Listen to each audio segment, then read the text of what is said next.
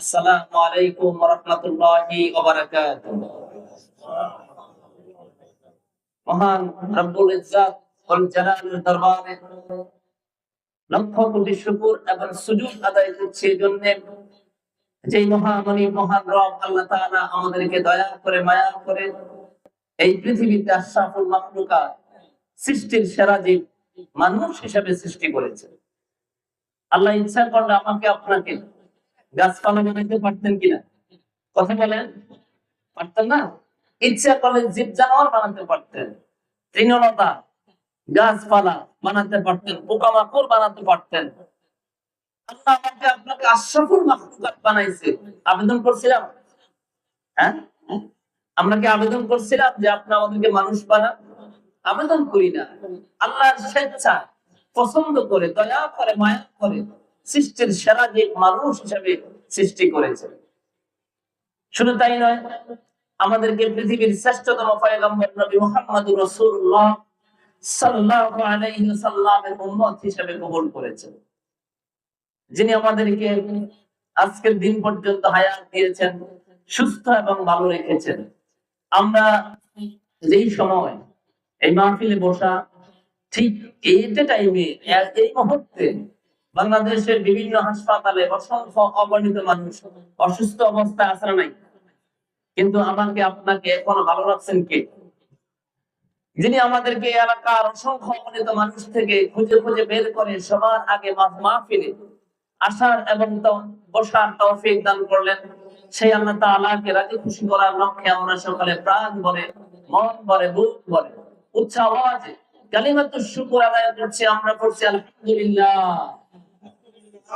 কথা বলছিলাম, শুধু আমরা মানুষ নয়, আল্লাহ তাআলা আমাদেরকে পৃথিবীর শ্রেষ্ঠতম পয়গম্বর নবী মুহাম্মদুর রাসূলুল্লাহ সাল্লাল্লাহু আলাইহি ওয়াসাল্লামের উম্মত করেছেন, যিনি আমাদেরকে আজকের এলাকার অসংখ্য অগণিত মানুষ থেকে খুঁজে খুঁজে বের করে সবার আগে আসার এবং বসার তৌফিক দান করছেন। সেই আল্লাহর দরবারে শুকরিয়া আদায় করা দরকার আছে না নাই? আছে না নাই? তাহলে আসুন আমরা সকলে প্রাণ ভরে, মন ভরে, বুক ভরে উচ্চ আওয়াজে কালিমাতুশ শুকর আদায় করছি। আমরা বলছি আলহামদুলিল্লাহ। আরেকবার বলেন আলহামদুলিল্লাহ। বলেন ইয়া রাব্বি লাকাল হামদু কামা ইয়ানবাগি লিজালালি ওয়াজহিকা ওয়া আযীম সুলতানি। প্রশংসা করলাম কার? সব সময় প্রশংসা হবে কার? সকল প্রশংসা, সকল গোলামি পাওয়ার একমাত্র মালিক কে? দরুদ ও সালাম পেশ করছি মানবতার মহান শিক্ষক, দো জাহানের বাদশা, সরকার দো জাহান, নবী কুল শিরোমণি, নবী কুল সম্রাট, বিশ্ব নবী মুহাম্মদুর রাসূলুল্লাহ সাল্লাল্লাহু আলাইহি ওয়াসাল্লামের প্রতি লক্ষ কোটি কণ্ঠে দরুদ এবং সালাম। আত্মার মাগফিরাত কামনা করছি, দ্বীনের জন্য, ইসলামের জন্য, কোরআনের জন্য শুরু থেকে আজ পর্যন্ত যে যেখানে যে জমিনে শহীদ হয়ে শাহাদাতের নজরানা পেশ করেছেন, আল্লাহ তাআলা সমস্ত শহীদদেরকে সাইয়্যিদুশ শুহাদা আমির হামজার সাথে কবুল করুন। করে বলেন আমিন। আর জোরে বলেন আমিন। সম্মানিত উপস্থিতি, আমরা ভূমিকায় বেশি কথা বলবো না, যেহেতু আমাদের সময় সংক্ষিপ্ত। আমরা সরাসরি ইনশাআল্লাহ আমাদের মূল আলোচনার দিকে চলে যাব। আমরা সবাই কোরআন শুনতে আসছি। কি শুনতে আসছি? কথা বলেন, কোরআন শুনতে আসছি। আল্লাহ রাসূল তো বলেছেন পৃথিবীর মধ্যে সবচাইতে দামি মানুষ তারা যারা কোরআন শিখে এবং শিখায়। খায়রুকুম মান তাআল্লামাল কুরআনা ওয়া আল্লামা। আল্লাহ রাসূল বলেন যে হাদিসটা আপনি শুনেন, আপনার ছোট্ট ছেলে, আপনার নাতি, আপনার নাতনি তারা পড়ে। কতবার শুনেছেন যে খায়রুকুম মান তাআল্লামাল কুরআনা ওয়া আল্লামা। সৃষ্টির মধ্যে আল্লাহর আসমানের নিচে জমিনের উপরে সবচেয়ে দামি মানুষ আল্লাহ এবং তার রাসূলের বিবেচনায়, আল্লাহ এবং তার রাসূলের গণনায় তারা যারা কোরআন শিখে এবং শিখায়। এটা হচ্ছে আল্লাহ এবং তার রাসূলের বিবেচনায়, আল্লাহ এবং তার রাসূলের ফতোয়া। কিন্তু আসলে কি কোরআন ওয়ালাদেরকে দামি মনে করা হয়? না, কোরআন ওয়ালাদেরকে মূল্যায়ন করা হয় না। আজকে তো আমার আপনার দৃষ্টিতে সবচেয়ে দামি মানুষ সে যার অনেক টাকা, যদিও সে অহরহ মদ পান করে, কোনো আইব নাই, দোষ নাই। যার অনেক টাকা, যদিও সে সর্বদা নারীবাদীতে ব্যস্ত থাকে, তার কোনো আইব নাই, দোষ নাই।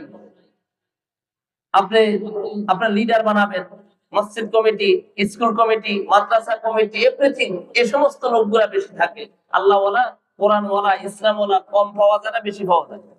কম পাওয়া যায়। অথচ আল্লাহ বলেছে সেইরকম মান তাআল্লামাল কোরআন ওয়া আল্লাহ। আসুন, আমরা যে এখানে আসছি কিছু শেখার জন্য আসছি না? কোরআন শিখতে আসছি না? যিনি কোরআন শিখে তিনি হয় ছাত্র। কি হয়? কথা বলেন। আমরা প্রফেশনাল কোন বক্তা না, আমরা আমাদের মূল পরিচয় আমরা শিক্ষক, আমরা টিচারগিরি করি। আমার সাথে কথা বলতে হতো। আমরা এখানে কিছু শিখতে আসছি না? যারা শিখে তারা কি? ছাত্র। তা এখানে যারা সবাই আছে তারা কি? আর স্টেজে যারা আছে তারা সবাই কি? শিক্ষক না? আপনারা, আমরা, আমরা সবাই ছাত্র। সবাই কি? আমরা সবাই ছাত্র। তাহলে শিক্ষক কে আমাদের? আমাদের শিক্ষক 1400 বছর আগে ঘোষণা দিয়েছে, বহিষ্ঠু মুআল্লিমান, আমি রাসূল বিশ্ববাসীর জন্য শিক্ষক হয়ে আসছি। বলেন সুবহানাল্লাহ। আমাদের শিক্ষককে মুহাম্মাদুর রাসূলুল্লাহ সাল্লাল্লাহু আলাইহি ওয়াসাল্লাম। আল্লাহ নবী বলেছেন, ইন্নাল আলিমা ওয়াল মুতাআল্লিমা ইযা মাররা আলা ক্বরিয়াতিন ফাইন্নাল্লাহা তাআলা ইয়ারফা'ু আযাবাল কবর ফাতিলকাল ক্বরিয়াতি 40 ইয়াওমা। জোরে জোরে বলেন সুবহানাল্লাহ। আল্লাহ রাসূল বলেছেন, একজন আলেম এবং একজন কোরআনের ছাত্র যখন রাস্তা দিয়ে হেঁটে যায়, কোন দিক দিয়ে হেঁটে যায়? রাস্তা দিয়ে হেঁটে যান। আপনি যত দূর থেকে আসছেন, আসার পথে রাস্তা দুই পাশে যতগুলা কবরস্থান আছে, আজকের প্রধান অতিথি তিনি কুমিল্লা থেকে আসছেন, উদ্দেশ্য হচ্ছে কোরআনের কিছু কথা বলবেন। উনি আসার সময় রাস্তার দুই পাশে যতগুলা কবরস্থান ছিল, আপনার ঘর থেকে আসার সময় রাস্তার দুই পাশে যতগুলা কবরস্থান আছে, মুর্দা আছে, আপনি কোরআন শিখবেন এই নিয়তে ঘর থেকে বের হওয়ার কারণে এই দুই পাশের রাস্তার দুই পাশের কবরের আযাব আল্লাহ তাআলা 40 দিনের জন্য মাফ করে দিয়েছে। আপনার পাওয়ার কি জানেন?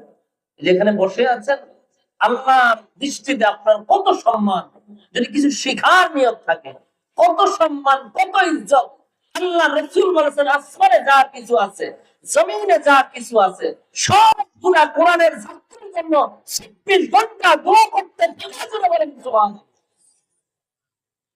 কোরআনের ছাত্র, কোরআনের শিক্ষকের জন্য আসমান এবং জমিনের মাঝখানে যা আছে সবাই 24 ঘন্টা দোয়া করে। সব ফেরেশতারা। কি পরিমাণ ফেরেশতা দুনিয়াতে! এটা নিয়ে দুররে মানসুরে বিশাল লেখা, তাফসীর দুররে মানসুর। কিন্তু বলা হয়েছে, এই পৃথিবীতে যেই পরিমাণ বালুকা রাশি আছে, ছোট ছোট পাথরের কণা আছে, কি পরিমাণ বালু, কি পরিমাণ পাথরের কণা, এগুলা গুণে যেমন শেষ করা যায় না, আল্লাহর জান্নাতে আপনার এত ফেরেশতা আছে যার সংখ্যা, যার গণনা করে শেষ করা যাবে না। জোরে বলেন সুবহানাল্লাহ। বন্ধুরা আর ভাইয়ারা, শুধু তাই না, আল্লাহ রাসূল বলেছেন, রে দুনিয়ার মানুষ শুনে রাখো, যারা কোরআনের ছাত্র হয়, কোরআনের শিক্ষক হয়, আমার আল্লাহ তাআলা তাদের প্রতি এত খুশি, আসমানবাসী তাদের প্রতি খুশি, জমিনবাসী তাদের প্রতি খুশি, তাদের জন্য ইস্তেগফারের দোয়া করে। এমনকি সমুদ্রের তলদেশে যে মাছ আছে, মাছেরা পর্যন্ত কোরআনের ছাত্র শিক্ষকের জন্য দোয়া করে। জোরে বলেন সুবহানাল্লাহ। রাসূল বলেছে, গর্তের ভিতরে যে পিপীলিকা আছে, এরাও কোরআনের ছাত্রের জন্য দোয়া করে। এখানে আমরা যারা আছি সবাই কি? কথা বলেন। সবাই ছাত্র। আমরা এখানে বসে আছি, আর আসমান থেকে জমিন, সারাউন্ড প্লেস, চতুর্দিক দিয়ে যত ফেরেশতা আছে, সবাই এখন আমাদের জন্য ইস্তিগফারের দোয়া। খুব ভালো, খুব নসিব না?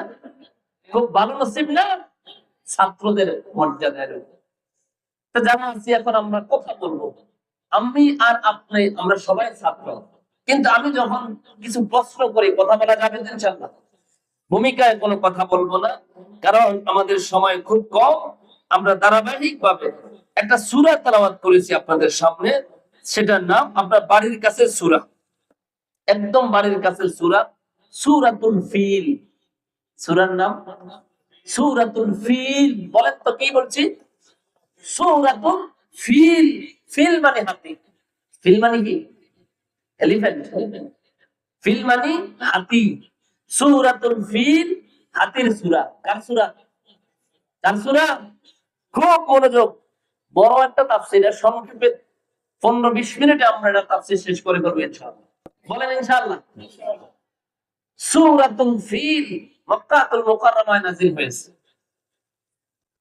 এই সূরাটা বিশ্বনবী মুহাম্মদুর রাসূলুল্লাহ সাল্লাল্লাহু আলাইহি সাল্লামের প্রতি নাযিল হয়েছে ঠিক, কিন্তু এটার যে ঘটনা, এটার যে প্রেক্ষাপট, এটা রাসূলের জন্মের 51 দিন আগের ঘটনা। কয়দিন আগে? তিনটা কথা। রাসূলের জন্মের 50 দিন, রাসূলের জন্মের 51 দিন, রাসূলের জন্মের 55 দিন। তবে 51 দিনই সবচেয়ে শক্তিশালী মতামত। রাসূলের জন্মের 51 দিন আগে সূরা ফিলের প্রেক্ষাপট। কয়দিন আগে? 51 দিন আগে। এটার একটা প্রেক্ষাপট রয়েছে। সূরা ফিলে আল্লাহ তাআলা কি মেসেজ দিয়েছে আসুন আমরা একবার আল্লাহ তাআলা যেইভাবে সূরাটা নাযিল করেছে ওইভাবে তেলাওয়াত করে মূল আলোচনার দিকে যাই। আমার সাথে সাথে সবাই পড়েন, আউযু বিল্লাহি মিনাশ শাইতানির রাজীম, বিসমিল্লাহির রাহমানির রহিম। ألم تر كيف فعل ربك بأصحاب الفيل ألم يجعل كيدهم في تضليل وأرسل عليهم طيرا أبابيل ترميهم بحجارة من سجيل فجعلهم كعصف مأكول صدق الله مولانا العظيم। রাসূল সাল্লাল্লাহু আলাইহি ওয়াসাল্লাম যখন নবী হয়েছে তখন রাসূলকে বলে, আলাম তারা কাইফা ফাআলা রাব্বুকা বিআসহাবিল ফিল। রাসূল, আপনি কি দেখেন না হাতি বাহিনীর সাথে আপনার রব কি আচরণ করেছে? ওয়াজ করে, হে রাসূল আপনি কি দেখেন না হাতি বাহিনীদের সাথে আপনার রব কি আচরণ করেছে? বলেন তো, যখন হাতি বাহিনীর ঘটনা ঘটছে, সূরা ফিলের প্রেক্ষাপট সৃষ্টি হয়েছে, তখন কি রাসূল জমিনে ছিলেন? দুনিয়া আসছেন কয়দিন ছিল? 51 দিন। কিন্তু আল্লাহ তাআলা বলে, আপনি কি দেখেন না হাতি বাহিনীর সাথে আমি কি আচরণ করছি?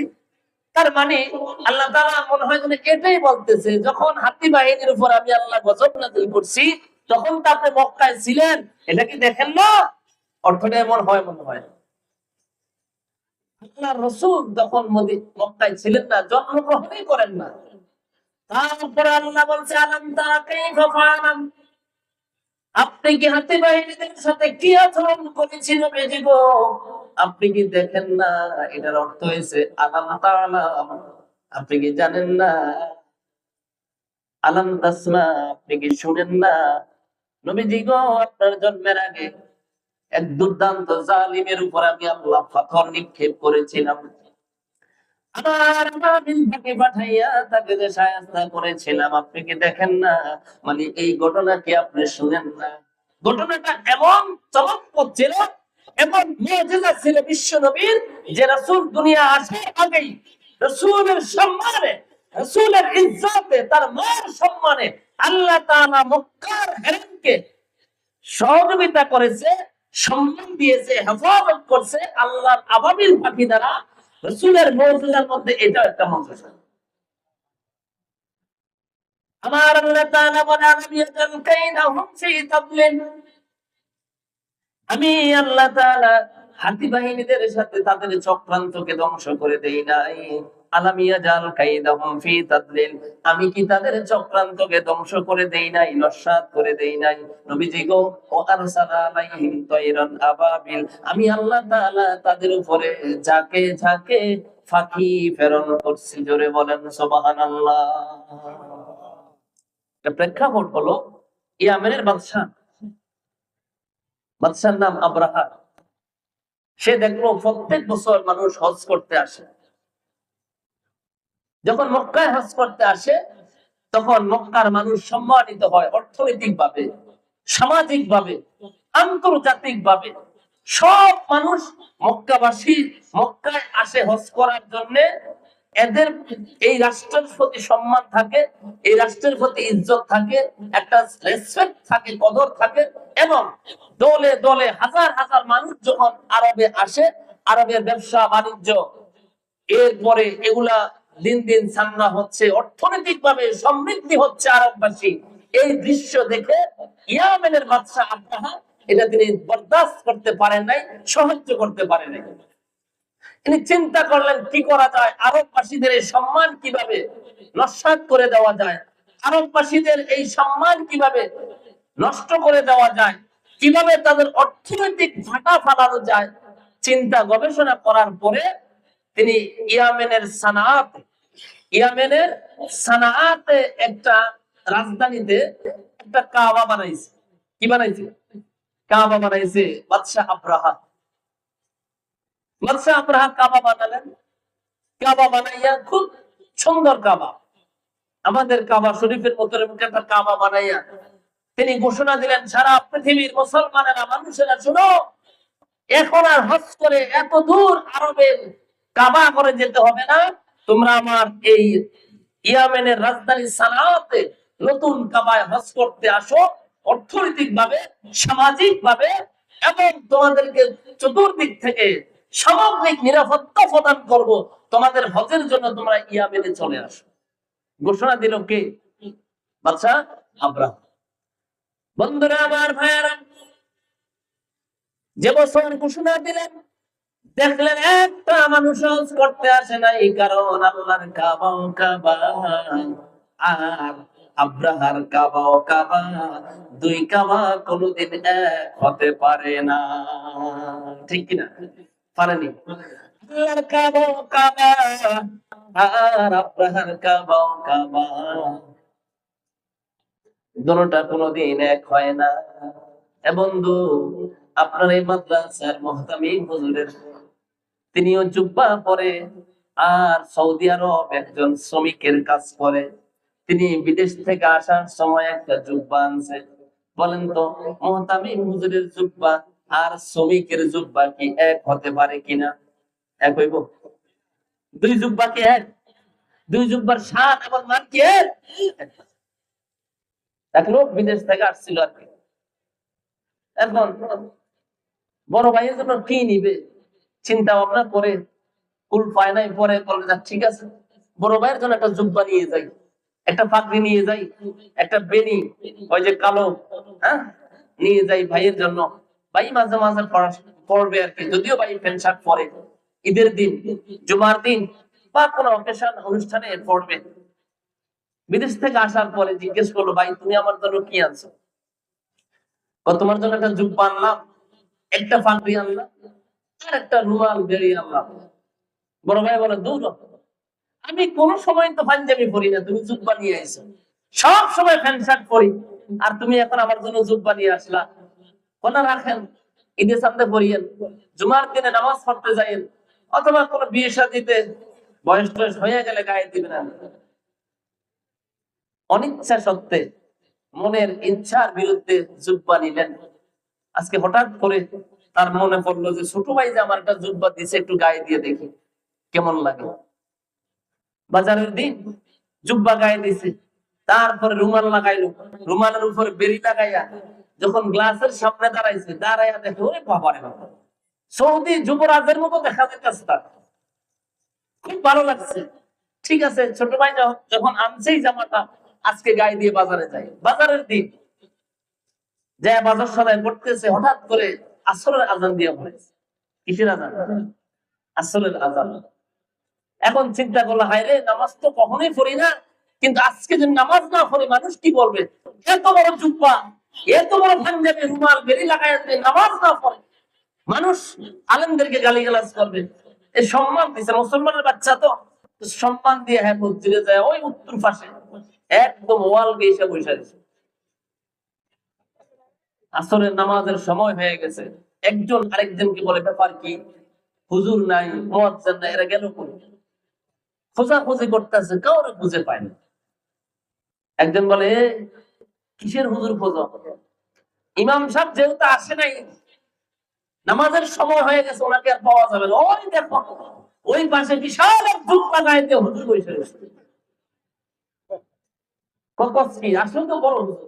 দুই তিনজনে যায় আর টাই না নিয়ে আসছে, হুজুর আসেন, আপনি থাকতে আমরা ইমাম খুঁজতে খুঁজতে ফিরে যাব, কারণ আমি হুজুর না, কোনো কথা নাই, আপনি নামাজ পড়ান। ধাক্কা দুইশাই না একদম মেহরাবে দাঁড় করে দিচ্ছে।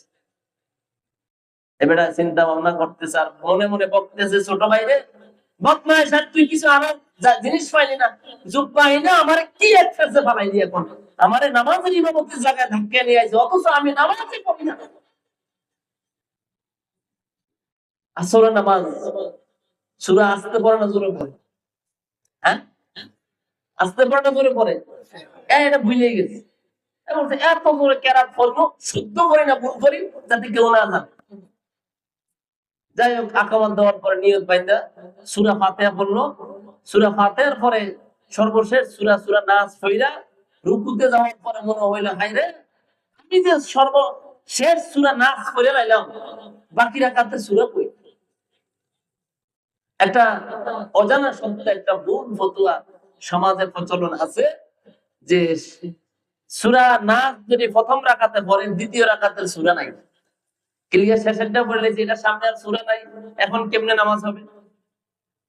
আপনার যেদিক দিয়ে মন চায়, ফাকরাউ মা তায়াসসারা মিনাল কোরআন, কোরআনের যেদিক দিয়ে ভালো লাগে, যেদিক দিয়ে শুদ্ধ, ওই দিক দিয়ে আপনি তেলাওয়াত করবেন, কবুল করবেন কে?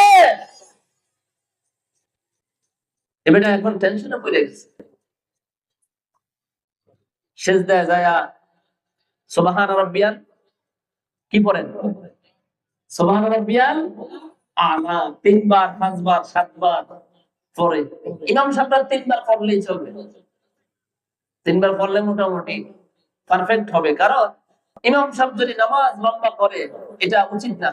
আল্লাহ রাসূল বলছেন, ইযা সাল্লা আহাদুকুম লিন-নাস ফালিইউখাফফিফ ফাইন্না ফীহিম আস-সাকিম ওয়াদ-দাঈফ ওয়াল-কাবীর। যখন তোমরা মানুষের ইমামতি করো, নামাজ পড়াও, তখন নামাজ তোমার মতো একাকী নামাজ যেরকম লম্বা করা, এত লম্বা করিও না। তোমার পিছনে অসুস্থ আছে, অতি বৃদ্ধ মানুষ আছে, ফ্যাটের সমস্যা, এরকম লোক আছে। তুমি যদি নামাজ লম্বাই করতে থাকো, এই সমস্ত মুসল্লিরা অসুস্থ হয়ে যাবে। দ্বিতীয় যোহরের পরে আসরে এই নামাজ আর এই মুসল্লি আর মসজিদে পাওয়া যাবে? চিন্তা করেছেন কত ভারসাম্যপূর্ণ ইসলাম আমাদের? এলো সেজদাতে তিনবার, পাঁচবার, সাতবার তেলাওয়াত করার পরে চিন্তা করছে দ্বিতীয় রাকাতে কি করব? বাজারের মসজিদ, পুরান মসজিদ ভাঙা ছিল, সামনে দিয়ে তাকায় দেখে রাস্তা ক্লিয়ার, বের হয়ে যাওয়ার সুবিধা আছে, কোনো কথা নাই। এত সেজদা রাইখা মাসলো পাঁচবার, সাতবার, 9বার, 11বার পড়তে পড়তে ত্যাগ তো আসবে না? একজন মুসল্লি তিনি চিন্তা করলো, ব্যাপার কি, কি হুজুর জিন্দা না মুর্দা? মাথা উঠে দেখে সামনের ইমামতির জায়গা খালি, পাশের জন্য ধাক্কা, ও কি হয়েছে? ইমাম নাই। আরেকজনকে দিয়ে কোনো মতো সত্যি নামাজ পড়াই দেন, নামাজ পড়ে আর যখন বাহিরে গেল, যায় দেখো আমার এই হুজুর বাজার করতে আছে। কি হুজুর এই কাজ কেন করলেন? ভাই, আমার ছোট ভাই আমার জুব্বা দিছে, আসলে আমি হুজুর না, আসলে আমি হুজুর না, ছোট ভাই আমার জুব্বা দিছে। বন্ধুরা আমার, সব যুদ্ধে কিন্তু আওলাদের যুদ্ধ না। সৌদি যারা কাজ করে একদম নেতল থেকে শুরু করে রিক্সাওয়ালা ঠেলাওয়ালা থেকে শুরু করে একটা দিন মজুর সবার জাতীয় পোশাক হয়েছে জুব্বা। আর আপনার মসজিদ মাদ্রাসার ইমাম সাহেব মুহতামিম হুজুরের জুব্বা আর সৌদি কাজ করে ওই জুব্বা, দুই জুব্বা কোনোদিন এক হতে পারে না, ঠিক কিনা? বাদশাহ ইব্রাহিম ঘোষণা দিলেন, ও দুনিয়ার মানুষেরা, কাবায় হজ করতে যেতে হবে না, আমি তোমাদের জন্য একটা কাবা বানাইছি। ইয়ামেনের রাজধানী সানাতে আসো, আসিয়া এখানে হজ করো, যাবতীয় সব সুযোগ সুবিধা রাষ্ট্রীয় ভাবে দিব। দেখা গেছে একজন হাজিও ওখানে হজ করতে যায় না। জোরে বলেন সুবহানাল্লাহ। আল্লাহ তাআলা হজের জন্য নির্দিষ্ট একটা মাকাম করে দিয়েছে। এটা আল্লাহ যখন নির্বাচিত করছে, পৃথিবীর কোন মানুষ এর বিপরীত বিকল্প কোন ব্যবস্থা করতে পারবে? বন্ধুরা আমার, বাদশাহ মনে মনে ক্ষুদ্রা, পৃথিবীর একটা মানুষ আসলো না, কত প্রদেশে কত দেশে চিঠি পাঠাইলাম, হজ করার জন্য কেউ আসে নাই। আরবের একজন হাজি, একজন বুড়া মানুষ, তিনি চিন্তা করলেন, বদমাইশ একটা কাবা ঘর বানাইছে, একটু দেখে আসি, ঘুরিয়ে আসি, ভ্রমণ করে আসি। এই কাবা ঘর দেখতে আসছে এক লোক। আসার পরে আইসা দেখে না খারাপ না, মন্দ না, মোটামুটি সুন্দর হয়েছে। তা আমি যেহেতু আসছি, দুই একদিন থেকে যাই। উনি থাকলেন এখানে, নিজেই চুলে চাককে নিয়ে আসলেন, দেখলেন বিভিন্ন দিক। দেখার পরে আসার সময় তিনি এই কাবা ঘরের ভিতরে ঢুইকা পায়খানা করে দিয়ে আসছে। তার যে ঘর বানাইছে, ঘরের ভিতরে ঢুইকা টয়লেট করে দিয়ে আসছে। খবর গেছে বাদশাহ, আপনার ঘরের মধ্যে পায়খানা প্রস্রাব করে ফুরিয়ে গেছে কে? আরব থেকে এক পর্যটক এসেছে, ভ্রমণকারী এসেছে, তিনি এসে এটা করছে। তখন তিনি রাগ হয়ে গেলেন। আমি চাইছিলাম আরবের কাবার বিকল্প একটা কাবা বানাতে, কিন্তু আরববাসীর কেউ একজন আইসা যখন আমার কাবার এখানে করলো, আমি আরবের কাবা রাখবো না। ধরে বলেন নাউজুবিল্লাহ। বন্ধুরা আমার, 30,000 হাতে আর 30,000 শতাধিক সৈনিক পায়ে হেঁটে যাবে, 60,000 সৈনিক নিয়ে কাবা ঘর বানাতে আব্রাহা বাদশাহ ইয়ামেন থেকে রওনা দিলেন। আস্তে আস্তে যখন কাবা ঘরের পাশে চলে আসলেন, হেরেমের কাছাকাছি যখন চলে আসলেন, ওয়াদি মুহাসসার এই এলাকা দিয়া তারা কাবা ঘরের আক্রমণ করার জন্য পরিবেশ সৃষ্টি করবেন, আক্রমণ করার জন্য সভা পরামর্শ করবেন, সৈনিকদেরকে সাজাবেন, তাঁবু টানাইলেন।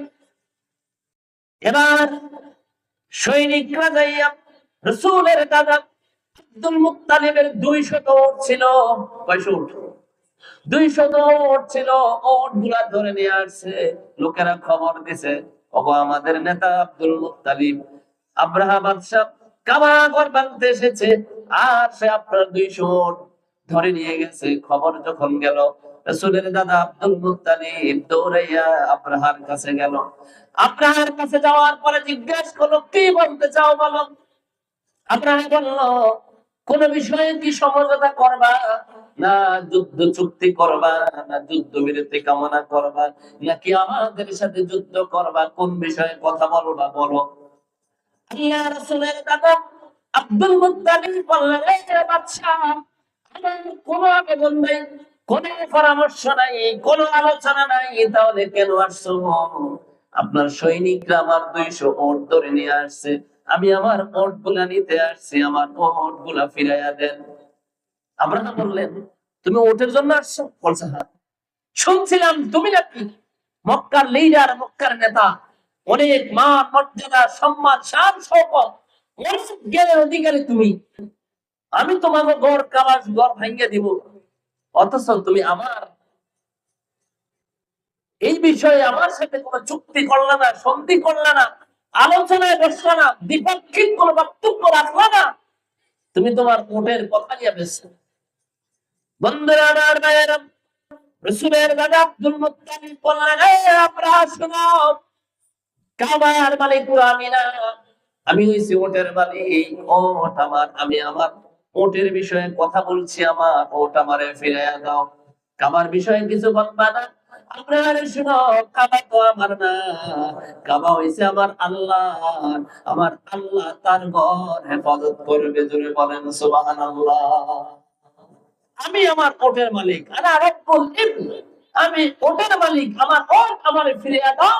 এই কাবা ঘরের মালিক আমি না, কাবা ঘরের মালিক আল্লাহ, তার হেফাজত করবে। চলো বলেন সুবহানাল্লাহ। বন্ধুরা আমার, আপনারা চিন্তা করুন, মক্কার লিডার যখন আত্মসমর্পণ করছে, মক্কার নেতা যখন আমার সাথে সন্ধিতে চলে আসছে, আপোষে চলে আসছে, এখন কাবা ঘর ভাঙতে আমার আর কোনো সমস্যা থাকবে না। আনন্দ চিত্তে, চিন্তা মানে আনন্দ চিত্তে সে এখন রাত্রি মানে যাপন করবে, এখানে সিদ্ধান্ত নিয়েছে। কাবা ঘর ভেঙে ফেলবে, কেউ বাধা দিবে না, কেউ সামনে এসে দাঁড়াবে না, কেউ একটু কি শব্দ পর্যন্ত করবে না। বাদশাহ আমরা আনন্দে আত্মহার। 200 ওট নিয়ে রাসূলের দাদা আব্রাহার কাছ থেকে বের হইয়া ওট গুলা জায়গা মতো রেখে কাবা ঘরে আসছে।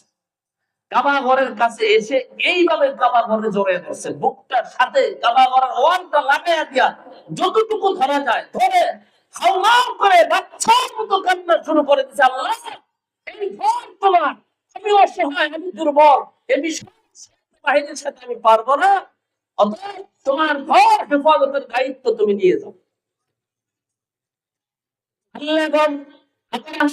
শুধুমাত্র রাত্রিটা সময় দিয়েছে, বলছে আমি আমার পরিবার পরিজন আত্মীয় স্বজন নিয়ে বের হয়ে যাওয়ার জন্য। ও আল্লাহ, এই ঘর তো আমাদের সম্মান, আমাদের ইজ্জত, তার চাইতে বড় কথা হলো একটা বাদশা জালিম, একটা একটা স্বৈরাচার বাদশা, একটা গাদ্দার প্রকৃতির লোক আসিয়া তোমার ঘরটা ভেঙে দিবে গো আল্লাহ।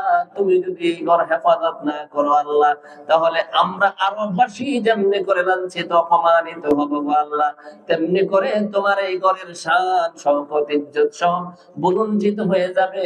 মেহেরবানি করে এই ঘরের হেফাজত তোমার হাতে নিয়ে যাও। এইভাবে কান্নাকাটি করার পরে বাড়িতে যায় সবাইকে বলছে চলো আমরা সাফা এবং মারওয়া পাহাড়ের দিকে চলে যাই। সবাইকে নিয়ে চলে যাচ্ছে। আমার আল্লাহ বলে, ইয়া রাসূলুল্লাহ, আলাম তারা কাইফা ফাআলা রাব্বুকা বিআসহাবিল ফিল। নবীজি গো, আপনি কি দেখেন না আপনার রব হাতি বাহিনীদের সাথে কি আচরণ করেছে? আলা বিয়াজাল কাইদাহুম ফি তাদলিল। আমি কি তাদের দুষ্ট চিন্তা, আমি কি তাদের বদ চিন্তা, তাদের চক্রান্তকে নস্যাৎ করে দিই না? রাসূলকে বলে, আলা বিয়াজাল কাইদাহুম ফি তাদলিল, আমি কি তাদের বদ চিন্তা, খারাপ চিন্তা, গাদ্দারি মনোভাব কি ধ্বংস করে দেয় নাই? অবশ্যই দিয়েছে। ইয়া রাসূলুল্লাহ, আপনি তখন ছিলেন না মায়ের পেটে। নবীজি গো, এরা যখন এই কাবা ঘর ভাঙতে আসবে, সূরাতুল ফিল, ফিল মানে হাতি, প্রধান হাতির নাম ছিল মাহমুদ। প্রধান হাতির নাম কি?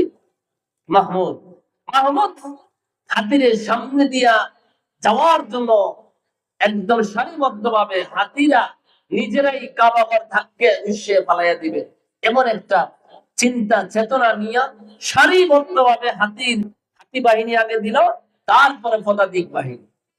তাফসীরে কিতাবের মধ্যে আসছে, যত চেষ্টা করে মাহমুদ হাতিকে সামনে নেওয়ার জন্য, সে সামনে যায় না। যত মারে, যত আঘাত করে, হাতি সামনে যায় না, বরঞ্চ সে শুয়ে পড়ে, বসে পড়ে, তাকে উঠানো যায় না। বন্ধুরা আমার, যখন একদম কাছাকাছি চলে গেলেন, হেরেমের কাছাকাছি চলে যাবে, এখন ঢুকবে, আমার আল্লাহ বলে, নবীজি গো, হেরেমের কাছাকাছি যখন চলে আসছে, আমার ইচ্ছা ছিল এই নাপাক নাসিজ, এই আল্লাহ তাআলা বলে এই নাপাক নাসিজ, এই দুষ্টকে আমি আমার ঘরের কিনারও ঘেঁষতে দিব না। তখন আমি আমার বাহিনীকে ডাক দিলাম, ও আরসালা আলাইহিম তায়রান আবাবিল। আমি আমার বাহিনীকে ডাক দিলাম, এরা হয়েছে আবাবিল, তয়রান মানে পাখি, আবাবিল মানে ঝাঁকে ঝাঁকে পাখি। অনেকে মনে করে ওই পাখিগুলোর নাম আবাবিল, আসলে এগুলার নাম কোনো আবাবিল না, এগুলো হইছে তাইরান পাখি। এগুলো হইছে আবাবিল, মানে ঝাঁকে ঝাঁকে পাখি আসছে। আব্রাহার সৈনিক ছিল ৬০,০০০, আর আমার আল্লাহ তাআলা আকাশ থেকে পাখি পাঠাইছে ২০,০০০। সৈনিক কয় হাজার? ৬০,০০০। আল্লাহ পাঠাইছে কয় হাজার? ২০,০০০। পাখিগুলা আপনার ঘরের কোনায় যে চড়ুই পাখি আছে না, এই চড়ুই পাখিগুলা যেমন এরকম আর কি, ছোট্ট এরকম চড়ুই পাখি। তাদের ঠোঁট গুলা ছিল একটু হলুদ বর্ণের ঠোঁট, আর পুরা দেহটা ছিল একেবারে সবুজ। পাখার উপর দিয়ে, দুই পাখার উপর দিয়ে মুফাসসির কেরাম বলেছেন তাফসিরে সাওবিতে, তাফসিরে কবিরে, দুই পাখার উপর দিয়ে কালো রেখা, পুরাটা সবুজ, মুখটা হচ্ছে হলুদ, ঠোঁটগুলা আর দুই পাখার উপরে দিয়া হলো কালো একটা রেখা।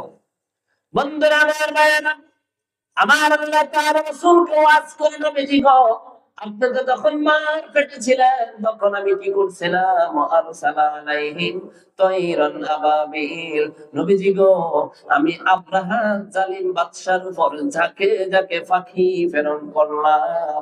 ইয়া রাসূলুল্লাহ, এক একজন সৈনিক এক একটা পাখির কাছে আমি আল্লাহ ৩টা করে বোমা দিছি। কয়টা?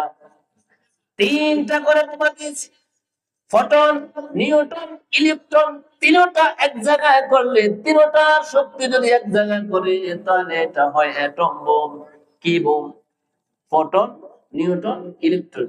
বলছে ব্যক্তির একখানা কইরা দিলে বলে এটা বলে অ্যাটম বোম হয়ে যায়। এই অ্যাটম বোমের পাওয়ার যেরকম, এরকম এক সাইডে কোটি কোটি করে শক্তিশালী পাওয়ারফুল এক একটা পাখির কাছে ৩টা বোমা দিলাম। বোমার সাইজ আপনার যে ডাউন খান মশারের ট্যাংটা যেমন ঠিক এরকম, এরকম একটা ঠোঁটে, দুইটা দুই পায়ে। এক পাখির কাছে কয়টা? ৩টা। পাখি আসছে কয়টা? ২০,০০০। সৈনিক কয় হাজার? ৬০,০০০। ৩ ২০ ৬০। একটা পাখির কাছে ৩টা করে মশার সমান অ্যাটম বোম, আর পাখি আসছে ২০,০০০, সৈনিক হচ্ছে ৬০,০০০। আল্লাহ রাসূল বলছে এক একটা পাখি এক একটা পাথর মারবে, কোন সৈনিকের উপরে, কোন জালিমের উপরে, কোন সেনাপতির উপরে পাখি পাথর মারবে, পাথরের মধ্যে ওই সৈনিকের নাম আল্লাহ লিখে দিয়েছে। সুবহানাল্লাহ। বন্ধুরা আমার ভাই, বন্ধুরা আমার ভাই, আমার আল্লাহ তাআলা বলে আরসালা আলাইহিম তায়রান আবাবিল, যাকে যাকে আমি পাখি পাঠাইলাম ২০,০০০ পাখি তারা গেল গো নবীজি, প্রত্যেকের কাছে ৩টা কইরা বোম। আমি আল্লাহ তাআলা যখন তারা একেবারে আমার হেরেমের কাছাকাছি চলে আসছে, এমন সময় আমি আল্লাহ তাআলা আদেশ করলাম তারমিহিম বিহিজারাতিম সিজ্জিল। আমার আল্লাহ বলেন নবীজি গো, যখন একবার কাছাকাছি চলে যায়, আমি পাখিদেরকে বললাম যাও যাও তাড়াতাড়ি, পাখিরা ও আমার সৈনিকরা তাড়াতাড়ি যাও। পাখিগুলো যখন আসিয়া মাথার উপরে মহড়া দিতেছে, চতুর্দিকে চক্কর মারতেছে, আব্রাহা তার সৈনিকদেরকে বলে দেখো আমি কত প্রতাপশালী বাদশা, কত শক্তিধর বাদশা রে, দেখো পাখি পর্যন্ত আমার সম্মান দিতে আসছে। জোরে বলেন নাউজুবিল্লাহ। জালিমদের যখন সময় ঘনিয়ে আসে, তখন মুখ দিয়ে আবল তাবল আসে, ঠিক কিনা? মুখ দিয়ে আবল তাবল আসে, কি বলে কি করে বুঝে না, কিছু বুঝতে চায়ও না। আজকে ফিলিস্তিনের উপরে যে নির্যাতন, যে জুলুম, যে অত্যাচার করতেছে, সারা পৃথিবীর সব কুফরের, সব কাফের, সব মুশরিক, সব ইহুদিরা এক হয়ে গেছে, এক হইয়া মুসলমানদেরকে হত্যা করতেছে, ঠিক কিনা? এটা কারণ কি? 2টা কারণ। কারণ কয়টা? রাসূল সাল্লাল্লাহু আলাইহি সাল্লাম একদিন এইভাবে দস্তরখান বিছাইলেন, বিছাইয়া খেজুর খাওয়ার জন্য সবাই ডাকতেছে, আসো খেজুর খাইতে আসো। সবাই ডাকার পর সবাই যখন বসছে, বসার পরে বলছে শোনো, এখন আমি যেরকম খেজুর খাওয়ার জন্য সবাই ডাকছি, একটা সময় আসবে মুসলমান যেরকম দস্তরখান বিছাইয়া মানুষকে খাইতে ডাকে, খাওয়ার দিকে আহ্বান করে, একটা সময় আসবে তামাম পৃথিবীর সব কাফেররা এক হইয়া মুসলমান মারার জন্য তুমি আসো, তুমি আসো, ঐক্য হয়ে মুসলমান মারো। হযরত ওমর বলছে, ইয়া রাসূলুল্লাহ, তখন কি মানুষ কম থাকবে? রাসূল বলছেন, না, বাল কাসীর, বরং মুসলমান সংখ্যা অনেক বেশি থাকবে। এখন কিন্তু মুসলমান ধর্মীয় দৃষ্টিকোণ থেকে সংখ্যা বেশি, এককভাবে মুসলমানদের সংখ্যা অনেক বেশি, বাল কাসীর, বরং বেশি থাকবে। তাহলে কেন বলো বেশি? এত বেশি মুসলমান থাকার পরেও, সংখ্যায় বেশি থাকার পরেও কেন মুসলমান মার খাবে? রাসূল বলছে কারণ হইছে দুইটা। কয়টা কারণ? কয়টা? দুইটা। হযরত ওমর বলে, ইয়া রাসূলুল্লাহ, কারণ গুলো কি? আল্লাহ রাসূল বলছে ওহাম। কয় ওহাম কি? কয় মৃত্যুর ভয়। মৃত্যুর ভয় একটা, আরেকটা হইছে দুনিয়ার দান্দা, দুনিয়ার বাদশাহী, দুনিয়ার ক্ষমতা। এক নম্বর হইছে দুনিয়ার বাদশাহী, দুনিয়ার ক্ষমতা। আজকে তাম পৃথিবীর যত বড় মুসলমান রাষ্ট্র আছে, ৫৭টা সিংহ যদি একটা ওই নেতানিয়াহু জাহান্নামের কুত্তা ইসলাম করে মারা যেতে, ঠিক কিনা করে বলেন? কিন্তু আমার মুসলমান রাষ্ট্রপ্রধানগুলো আছে, তারা নারীতে লিপ্ত হয়ে গেছে, মদে লিপ্ত হয়ে গেছে, ক্ষমতায় লিপ্ত হয়ে গেছে, যার কারণে ওই লিপ্ত মুসলমান বন্যা হয়ে গেছে। এই একটা চোখেও দেখে নাই, একটা কানেও শুনে নাই, কারণ দুনিয়ার মহাব্বত। আরেকটু হইছে ওহাম। ওহামটা কি? না জানি মরিয়া যায়, না জানি মৃত্যু হইয়া যায়, মৃত্যুর ভয়। আর দুনিয়ার মহাব্বত যখন ঢুকবে, চতুর্দিক থেকে মুসলমানদেরকে ডেকে ডেকে এনে হত্যা করবে, পাশের মুসলমান দেখেও না দেখার বান করবে। জোরে বলেন নাউজুবিল্লাহ। এখন আছে না নাই? চলছে না এরকম? وأرسل عليهم طيرا أبابيل, আমার পাখিগুলো তাদের উপরে পাথর নিয়ে যখন এইভাবে মহড়া দিচ্ছে, তখন আব্রাহা দেখছো আমাকে ইস্তেকবাল জানানোর জন্য, সাগর সম্ভাষণ জানানোর জন্য আকাশের পাখি পর্যন্ত চলে আসছে। আল্লাহ বলে তারবিহে নিক্ষেপ করো বিহিজারাতিল পাথর মিন সিজ্জিন, মশারের জালের সমান। সুবহানাল্লাহ। বন্ধুরা আমার ভাইয়ের, এবার পাখিগুলা এক একটা পাখি পাথর নিক্ষেপ করে সৈনিকদের মাথা ছায়া। যখন সৈনিকদের মাথায় ফালায়, একটা পাথর যখন ফালায়, ফালানোর সাথে সাথে ওই পাথরটা তার সৈনিকের মাথায় যায় পড়ে, পেট হয়ে নারী বুড়ি গুলা গেল। এরপরে হাতির ফিট, হাতি সহ মাটির মধ্যে ডুবিয়ে যায়। বলেন, এইভাবে মারতেছে, এক একটা করে মারতেছে, নাম দেখে দেখে মারতেছে। আমার আল্লাহ বলেন, নবীজি গো, তারমিহিম বিহিজারাতিম মিন সিজ্জিল, এরা এই পাথর মারতেছে। সময় কিসের? হ্যাঁ, আজান দিবে এখন। তো এই যে পাখিগুলা একটার পরে একটা পাথর মারে, মাথা টার্গেট করে মাথায় পড়ে আর একেবারে মাটির ভিতরে ঢুকে যায়। তার মিহিম বিহিজারাতিন মিন সিজ্জিল। এরপরে আল্লাহ তাআলা কিভাবে তাদেরকে শেষ পর্যন্ত ধ্বংস করছে। ইয়ামেনের বাদশা আপনার ইয়ামেন পর্যন্ত দৌড়ে পালায় গেছে, সেখানে যায় আরেকটা ফাঁকি ধরছে। বিস্তারিত কথাটা বলা যাচ্ছে না, যেহেতু নামাজের সময় হয়ে গেছে। এখন আজান হবে, আজানের পরে এরপরে এশা নামাজের পরে আমাদের প্রধান মুফাসসির, প্রধান মেহমান আলোচনা করবেন।